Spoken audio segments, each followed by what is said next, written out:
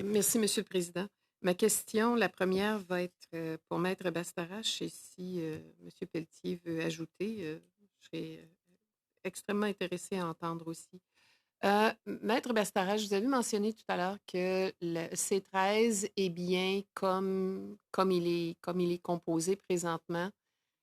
Puis, ce que je voudrais vous entendre, parce que vous avez quand même mentionné certaines petites choses qui, par exemple, les pouvoirs du commissaire aux langues officielles, vous avez mentionné euh, d'autres petites choses là, le partage de, de travail entre Patrimoine canadien et le Conseil du Trésor.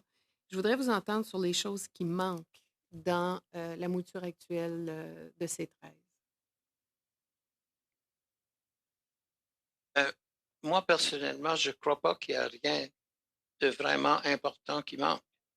Et c'est pour ça que je pense qu'on devrait penser à l'adoption, puis ensuite travailler avec les projets de réglementation pour régler les questions de détail.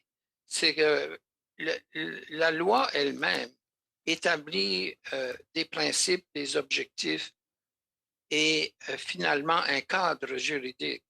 Mais on ne doit pas essayer de régler tous les problèmes qui peuvent se poser en modifiant la loi. Puis moi, je crois que c'est ça qui arrive.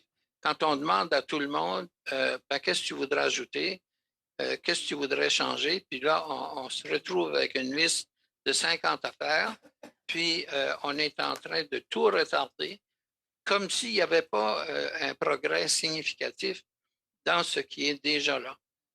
Parce qu'il ne faut pas oublier que les gens qui ont préparé le projet de loi, ils ont travaillé longtemps, eux autres aussi. Ils ont consulté longtemps, puis ils étaient au courant de tout ce que le monde voulait.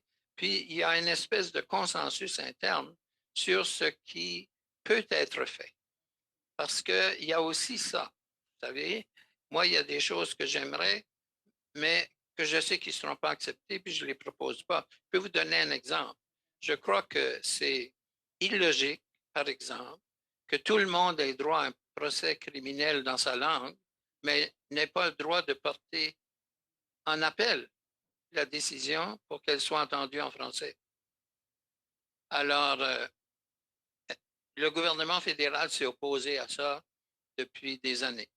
Alors, je ne sais pas si le gouvernement actuel aurait changé d'idée. Je suppose que non, puisqu'ils n'en ont jamais parlé dans leur livre blanc ni dans le projet de loi lui-même.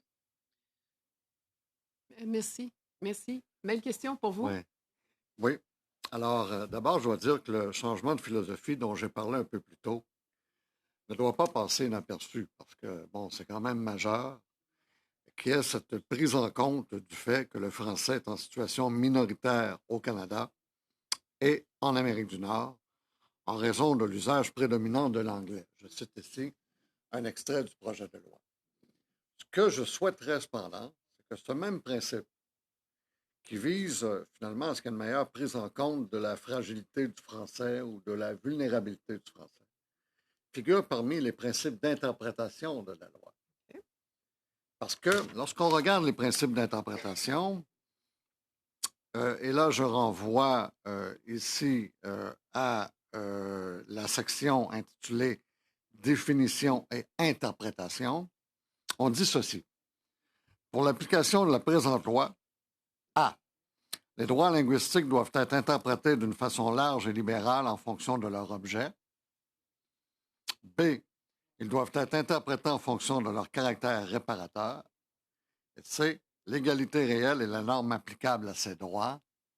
Je verrais très bien un principe d'interprétation qui reprend ce qu'on retrouve ailleurs dans le projet de loi, visant la prise en compte, finalement, du caractère particulier et particulièrement vulnérable, fragile de la langue française au Canada.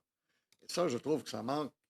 Et, vous savez, le leadership politique qui anime la présentation du projet de loi et que j'ai salué par ailleurs publiquement, je parle du leadership politique. Ce leadership politique-là devrait aussi se manifester au niveau des principes d'interprétation de la loi. Est-ce que j'ai encore le temps? Oui. Oui, très brièvement. Petit, Oui. OK.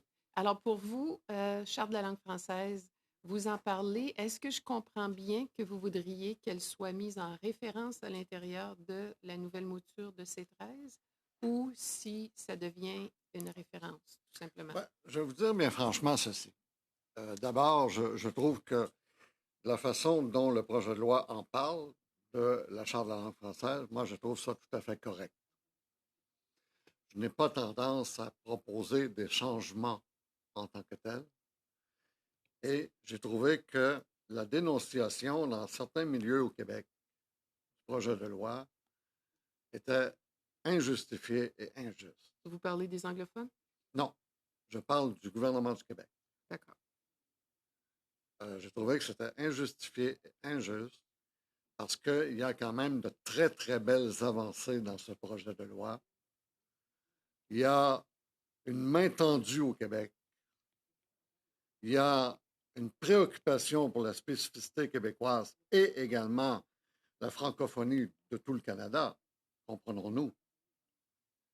Et à mon avis, ça aurait dû être salué au Québec plutôt que dénoncé comme ça l'a été. Moi, c'est mon opinion, personnellement. Mais vous savez, M. le Président, je me permets d'avoir des commentaires politiques à l'occasion parce que j'ai fait de la politique dans le passé. J'étais ministre de la francophonie canadienne et ministre des Affaires intergouvernementales canadiennes aussi. Alors, ne soyez pas surpris si parfois je mets de côté mon habit de juriste pour emprunter celui de l'ex-politicien que je suis. Merci. Attendez, si nous allons